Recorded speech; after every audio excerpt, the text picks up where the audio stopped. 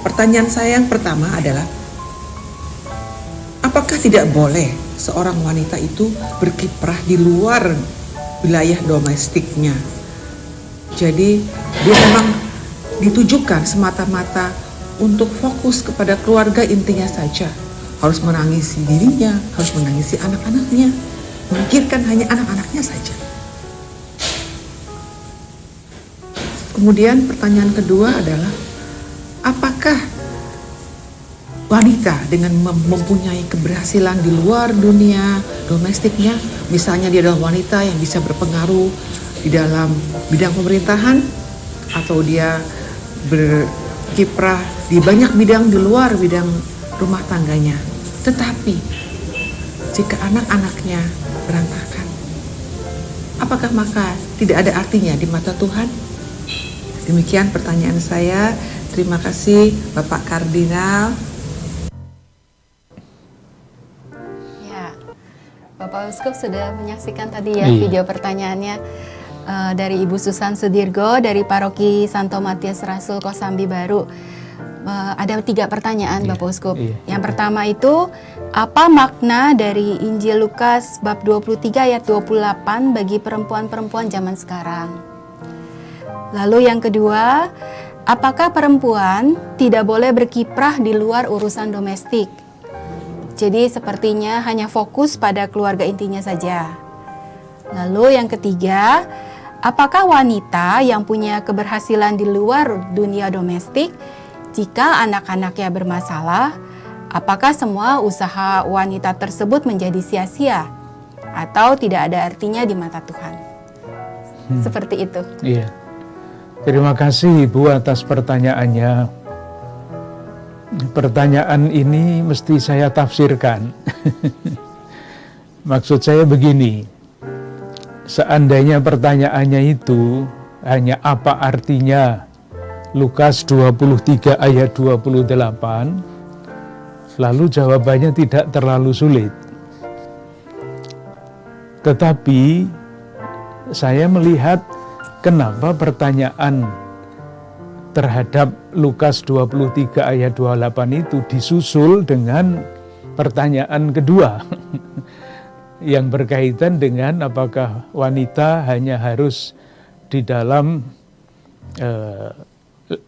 lingkaran domestik saja. Ini kan konteks pertanyaan itu, dan membuat pertanyaan itu mempunyai konteks yang berbeda. Saya coba yang mudah dulu. Silahkan membayangkan yang diceritakan di dalam Lukas bab 23 itu adalah perjalanan Yesus dibawa untuk disalibkan. Jadi lepas dari pertanyaan kedua dan ketiga. Yang mengikuti Yesus itu banyak orang, serdadu-serdadu yang mau menyalib dia. Orang-orang Yahudi, pemimpin-pemimpin agama yang berteriak-teriak, salibkanlah dia, salibkanlah dia. Tetapi ada juga wanita-wanita. Dengan demikian sebetulnya wanita-wanita di dalam kitab suci, dalam ayat tadi, ditampilkan sebagai pribadi-pribadi yang sangat berbeda dibandingkan dengan tentara-tentara yang tentunya ganas. Pemimpin-pemimpin agama Yahudi yang sangat keras menuntut kematian Yesus. Perempuan-perempuan yang mengikuti Yesus tadi, yang menangis, itu ditampilkan sebagai pribadi-pribadi yang mempunyai simpati atau bahkan empati terhadap Yesus yang dibawa menuju salib itu. Kan bagus menangis itu. Menangis bukan tanda yang jelek. Tetapi kenapa pertanyaannya adalah, kenapa Yesus mengatakan jangan menangisi aku, tetapi tangisilah dirimu sendiri dan anak-anakmu. Itu pun dapat diterjemahkan, ditafsirkan, dimengerti secara sangat rohani. Yang perlu lebih ditangisi bukan saya, maksud saya Yesus. Tetapi yang perlu lebih ditangisi adalah dosa-dosa. Siapa yang tidak punya dosa? yang membuat Yesus itu disalib. Dosanya sendiri, dosa anak-anaknya. Itu tafsiran rohani yang paling sederhana. Ada tafsiran yang lain yang mempertimbangkan sejarah. Pada waktu itu, situasi di Yerusalem, di mana Yesus disalibkan, itu secara politis sudah kacau. Tahun 70 Masehi ada pemberontakan orang-orang Yahudi terhadap pemerintah Roma yang menguasai daerah itu. Nah, karena memberontak, maka tentara Roma didatangkan ke situ menghancurkan seluruh Yerusalem. Hancur.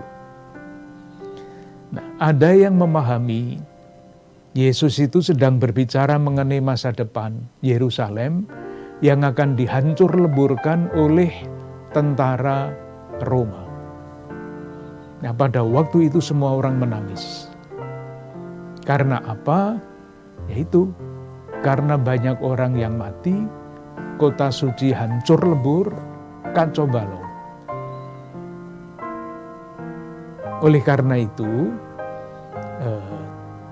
arti yang lepas dari konteks pertanyaan kedua,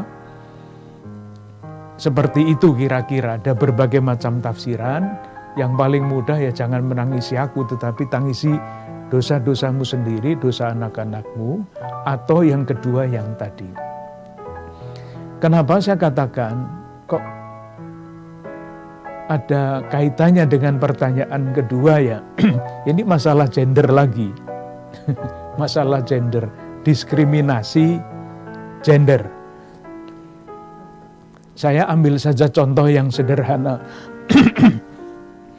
Sekurang-kurangnya yang saya ingat ketika saya masih anak-anak dulu. Kalau ada seorang anak laki-laki lari tersandung jatuh dan dia menangis, kadang-kadang kita mendengar ibunya yang atau bapaknya yang ingin membuat dia tidak menangis, itu mengatakan begini, anak laki-laki kok menangis? Tuh, merasa apa enggak? Di balik kata-kata ini ada diskriminasi gender. Anak laki-laki kok menangis?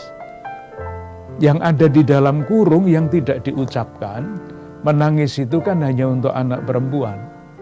Anak laki-laki jangan. Tuh, diskriminasi gender.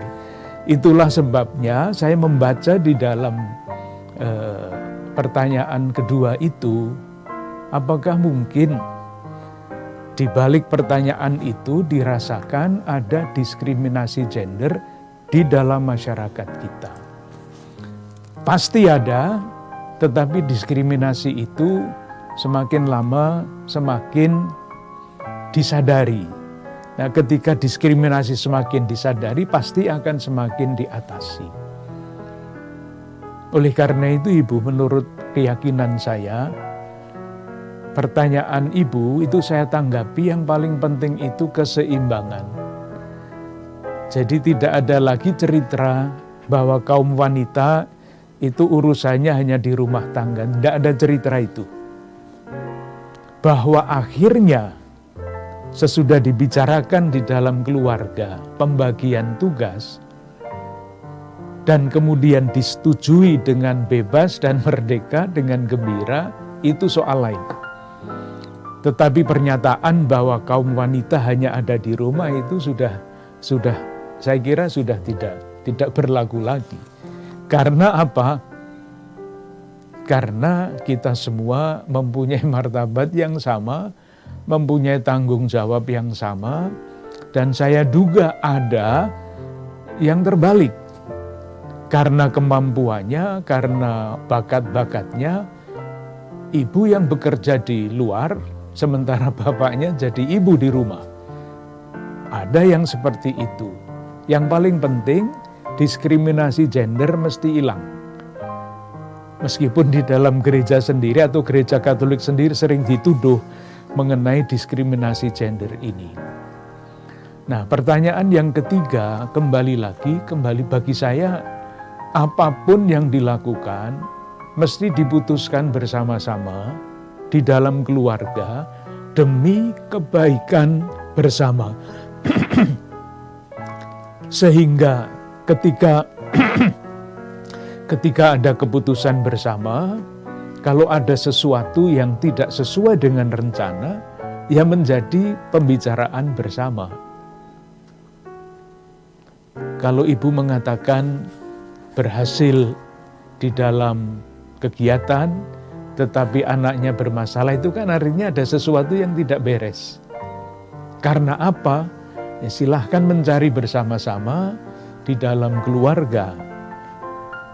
Kunci dari salah satu kunci pokok di dalam kehidupan keluarga sama dengan kehidupan bersama yang lain di pastoran kah dimanapun, komunikasi yang terbuka, yang tulus.